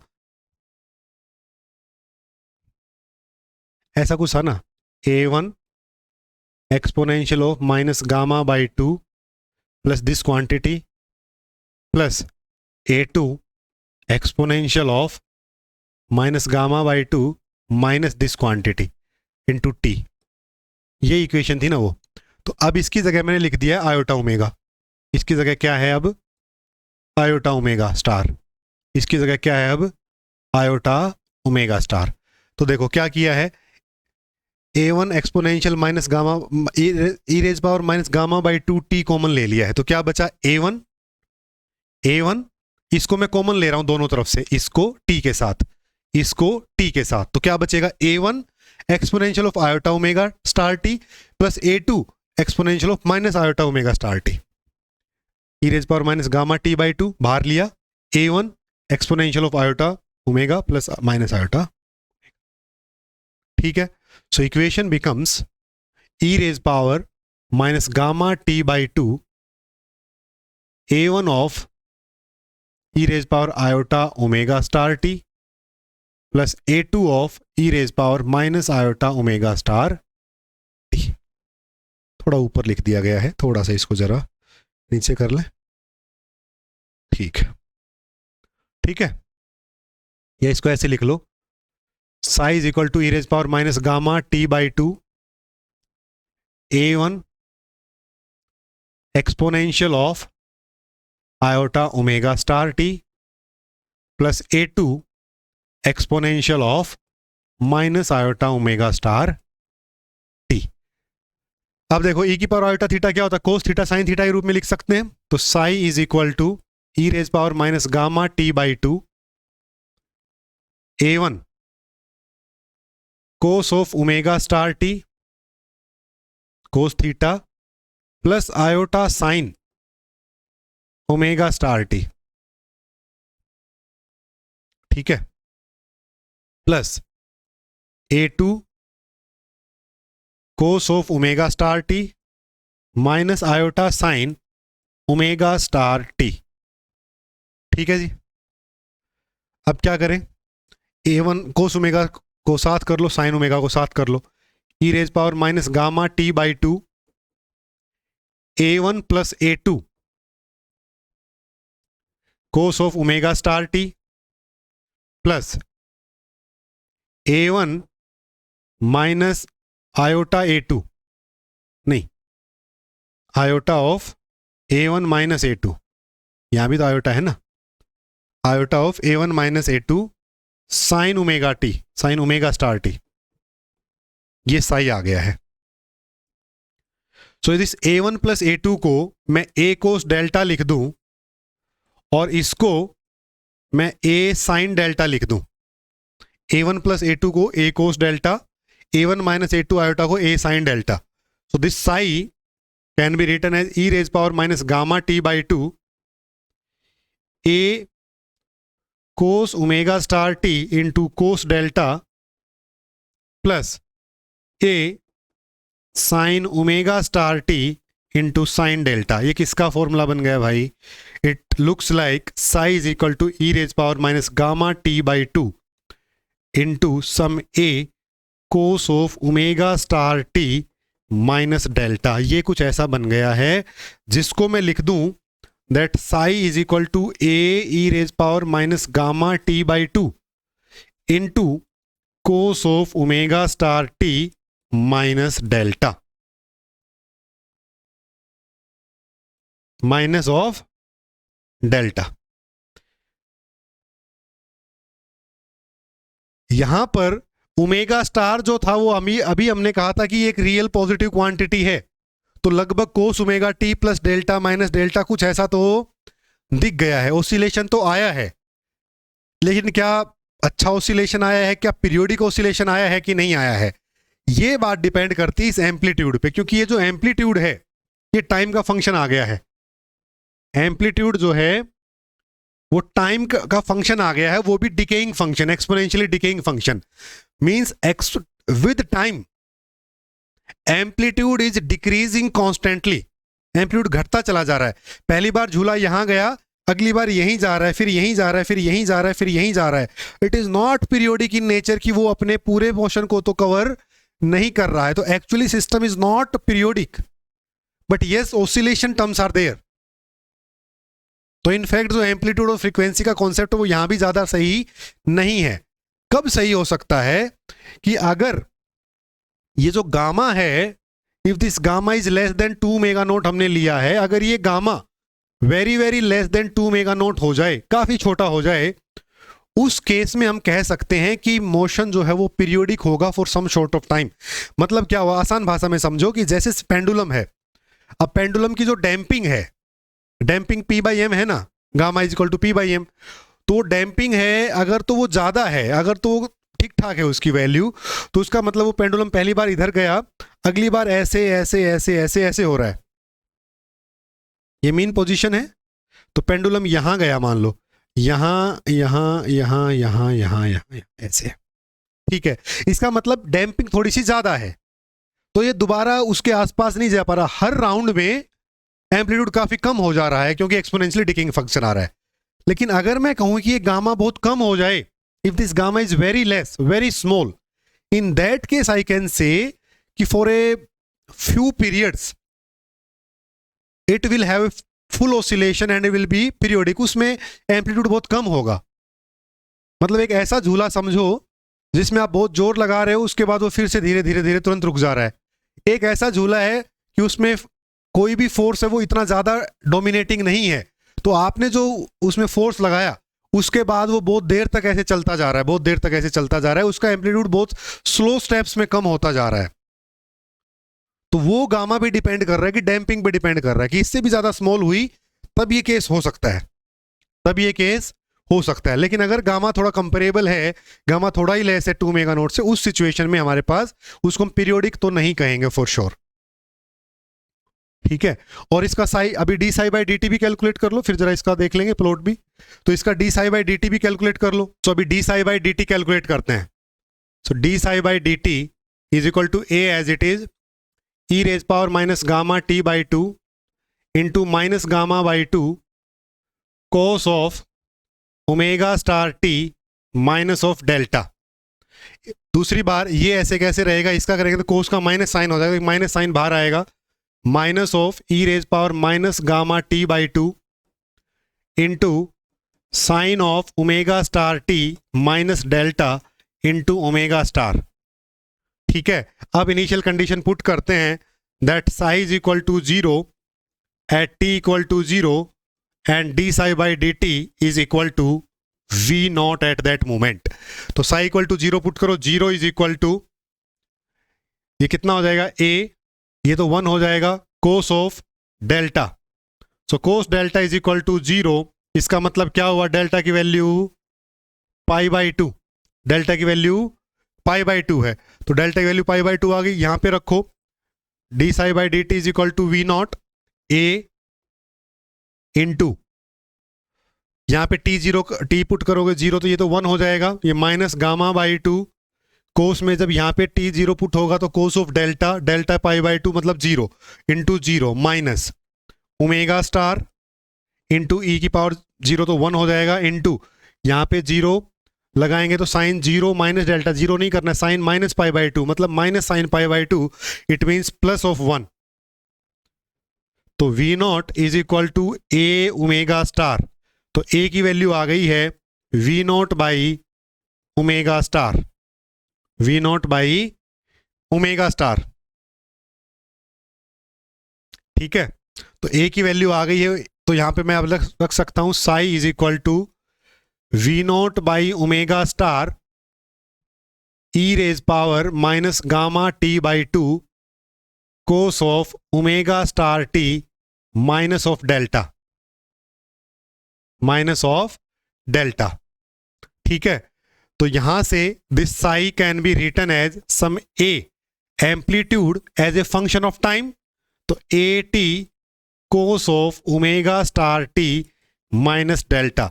बट मैं इसको फिर भी कंप्लीट सिंपल हार्मोनिक मोशन कहने से बचूंगा, क्यों? क्योंकि amplitude is now depending upon time and that is also decaying time, heavily decaying time. It means if gamma is some appreciable quantity, then there will not be periodic motion. With every oscillation there will be reduction, high reduction in the amplitude, and motion will not repeat itself anymore. But if this gamma is very very less than 2 omega naught, in that case the amplitude will nearly remain constant for a longer period of time. जैसे मैंने आपको example बताया कि अगर damping बहुत कम है तो फिर लगभग कई देर तक वहां तक जाता रहेगा, तो उन कुछ मोशंस में कुछ समय के लिए motion will be periodic, then decaying, फिर वहां पे होगा almost then decaying, so slowly slowly आएगा। So this is the case. ठीक है, सो ये हमने साइटी कैलकुलेट कर लिया। अब now we can plot it. So motion will be oscillatory itself. ये तो बात समझ में आ गई कि अब जो मोशन हुआ है वो स्मॉल डैम्पिंग की वजह से ओसिलेशन में आ गया है, वो आना भी चाहिए था। अब वो ओसिलेशन डिकेइंग है वैसा में दिखना चाहिए, तो चलो देखते हैं।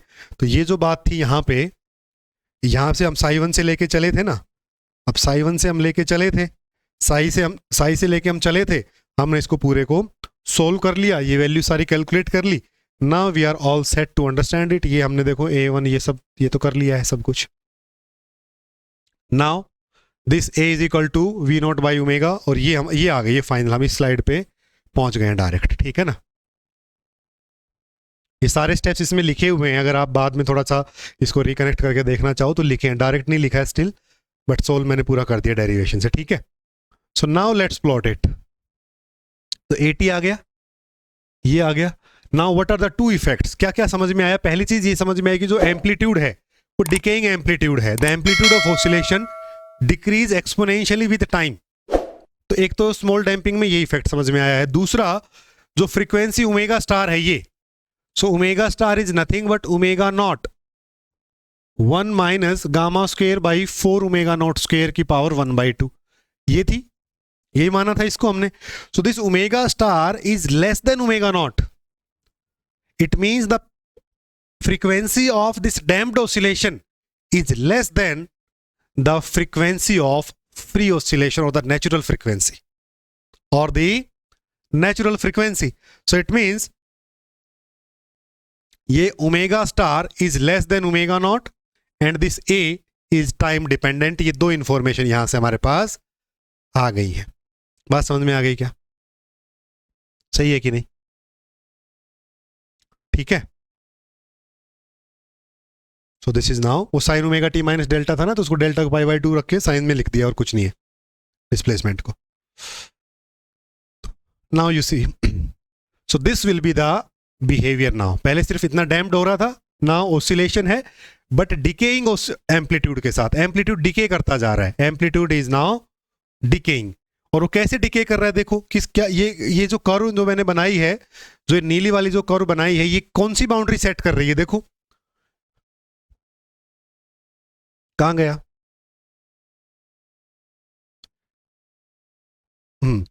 ये देखो, ये डिस्प्लेसमेंट है। तो डिस्प्लेसमेंट की जो वैल्यू है वो साइन ओमेगा टी में अगर हम देखें, ये तो डिस्प्लेसमेंट का फैक्टर हो गया ए टी, टाइम डिपेंडेंट, ये साइन है, तो साइन की वैल्यू तो प्लस माइनस वन के बीच में खेलेगी। इसकी मैक्सिमम वैल्यू +1 और मिनिमम वैल्यू -1 होगी। तो इसका मतलब जो बाउंड्री सेट होगी वो इस अमाउंट से होगी। जैसे जैसे टाइम जाएगा यहाँ पे वैल्यू चेंज होती जाएगी, वही वैल्यू आएगी। तो ये जो वैल्यू है V0 by omega e raise power minus gamma T/2 है। ये जो लाइन है ये है A0 e raise power minus gamma T/2। A0 किसको माना है? V0 बाई ओमेगा को ही मान लिया। कैसे माना देखो। ओके, तो ये जो A0 है ये हमने AT से लिया है। जो AT की वैल्यू ये है, if this is AT, this is AT which is equal to V0 by omega star e raise power minus gamma T/2। तो एट T इक्वल टू 0 अगर हम देखेंगे तो it is equal to V0 by omega star. तो A0 की value को हमने माना है V0 बाई ओमेगा स्टार। तो इसको मैंने लिख दिया A0 e raise power minus gamma T/2 AT को। ठीक है, तो A0 e raise power minus gamma T/2, ये A0 वो है। A0 क्या है? एम्पलीट्यूड की वैल्यू है time T equal to 0। Amplitude की वैल्यू है टाइम T इक्वल टू 0। तो ये लिख लिया हमने कि displacement time graph is bounded by these two values, A0 e raise power minus gamma T/2 minus A0 e raise power minus gamma T/2 sine की वजह से। ठीक है, now because of the damping term at a maximum और minimum the velocity is 0। अब यहां पे क्या होगा देखो, d psi by D t यहां भी 0 होगा और यहां भी 0 होगा d psi by D T. तो D psi by D t यहां पे 0 होगा, उसकी वैल्यू आप कैलकुलेट कर सकते हो। अब इसको 0 पुट कर लो, टाइम निकल जाएगा। इसको 0 पुट कर लो तो ये 0 हो जाएगा। कितना हो जाएगा? Sine by cos that is tangent omega star t is equal to 2 omega by gamma, 2 omega star by gamma, ये आ जाएगा। ये यहां पे लिखा है हमने। नो सी, सो यहां से 10 omega star t is equal to 2 omega by gamma. अब ये मैक्सिमम मिनिमम बनेगा कहां पे? अगर ये देखना है इससे हमने कि ये वैल्यू देखो, ये जो T/2 है ना, ये यहां पे है T/2, ये T, ये 2T यहां पे है जब ये 0 क्रॉस हो रहा है, जब ये 0 क्रॉस हो रहा है। However the motion is not periodic but it has the time period. तो पीरियड क्या होगा इसका अगर हम समझें तो? टाइम पीरियड हम डिफाइन करते हैं the time between two alternate zero crossing displacements. Two alternating मतलब एक अगर ये है तो इसको छोड़ के यहां, this is the time period. Two alternate zero crossing का टाइम पीरियड होता है 2 पाई बाई ओमेगा स्टार। क्या है? Time period between two alternate zero crossing displacement, उसको हम एक टाइम पीरियड बोलते हैं टी स्टार बोल दो चाहे। ठीक है, तो टाइम पीरियड क्या होगा? दो अल्टरनेट जीरो जब क्रॉस होंगे डिस्प्लेसमेंट के, अगर एक ये है तो एक ये, इनके बीच का नहीं, इनके बीच का, तो this distance is T star. ठीक है, तो इसीलिए हमने कहा है देखो कि अगर ये पॉइंट टी स्टार है, this is T star, it is T star by 2। तो टी स्टार 0, 1 0 छोड़ी एक ये। ठीक है, ये टी स्टार है तो 1 0 छोड़ी ये 2 टी स्टार, तो ये टी हुआ। ठीक है, 2 पाई बाई ओमेगा।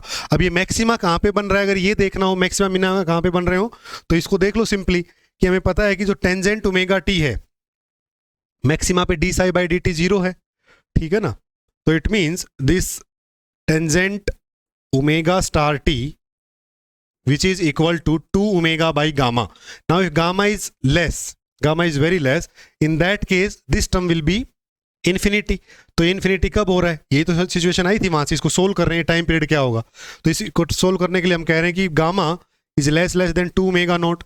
तो इसका मतलब this 2 omega by gamma term is now reaching up to infinity. तो tan थीटा इन्फिनिटी पे निकालोगे तो पाई बाई 2 आएगा, है ना। तो tangent of omega star t is equal to से tan of pi by 2, 3 pi by 2, 5 pi by 2 एंड सोन, ऐसे चलता चले जाएंगे। तो पहला ही देख लो पाई बाई 2 पे क्या आ रहा है, ये पहले कितने पे टाइम पीरियड बन रहा है ये देखो। तो this omega star t is equal to pi by 2, तो t is equal to pi by 2 omega star, t is equal to pi by 2 omega star. तो टाइम जो आया है वो है पाई बाई 2 ओमेगा स्टार, इसको मैं 2 से मल्टीप्लाई कर दूं, 2 से डिवाइड, तो 2 पाई बाई ओमेगा स्टार क्या है, टाइम पीरियड t, तो it is t star by 4।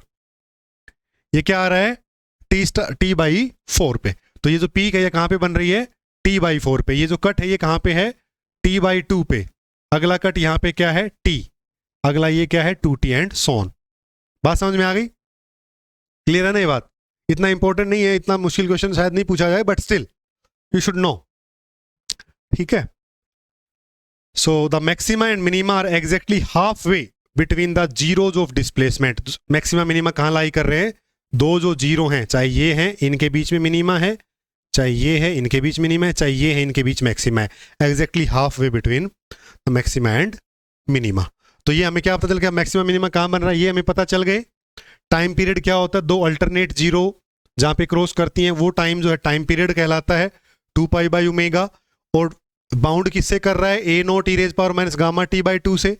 और मैक्सिमम कहां पे होगा, that is v naught by omega at t equal to 0। A naught होगी ये value, v naught by omega जो हमने निकाली है, ये नीचे माइनस ए नॉट होगा, तो it will look like this. बात समझ में आ गई? सो दिस इज वीक डैम्पिंग और स्मॉल डैम्पिंग केस। नाउ जो हमने पढ़ा, let's revise it in a quick span of time, that is heavy damping, critical damping and small damping. ये एग्जाम पॉइंट ऑफ व्यू से बड़ा इंपॉर्टेंट है। देखो heavy damping में हमने कहा gamma is greater than 2 omega naught, roots were real, distinct and negative, motion was non oscillatory, the system slowly creeps back to the equilibrium without crossing the mean position, rest पे आया तो rest पे रुक गया आके, and example was dead beat motion और the pendulum in the dense oil, or you can say dead beat galvanometer. The second is critically damped. इसको revise करते हैं, तो gamma equal to 2 omega naught, roots real और equal आए, solution ये बने, motion non oscillatory आया, equilibrium को रिटर्न कर जाता है शॉर्टेस्ट पॉसिबल टाइम में, इससे भी फास्ट ये उसको रीच कर जाता है विदाउट ओवरशूटिंग। ठीक है, एग्जाम्पल्स हैं pointer type galvanometer, car shock absorbers and others. और तीसरा है अंडर डैम्प्ड और स्मॉल, इसमें gamma less than 2 omega naught, roots complex conjugate आए, ऑसिलेटरी मोशन मिला हमें एक्सपोनेंशियली डिकेइंग एम्पलीट्यूड के साथ, और जो फ्रीक्वेंसी थी वो ये मिली जो कि ओमेगा नॉट से कम आती है। ये तीनों का बिहेवियर है। देखो अगर साई नोट से शुरू किया होता तो ये जो नीले वाला है ये अंडर डैम्प्ड है, ग्रीन वाला क्रिटिकल डैम्प है, ज़्यादा शार्पली नीचे आया है, ओवर वाला है वो इससे थोड़ा सा ज़्यादा है।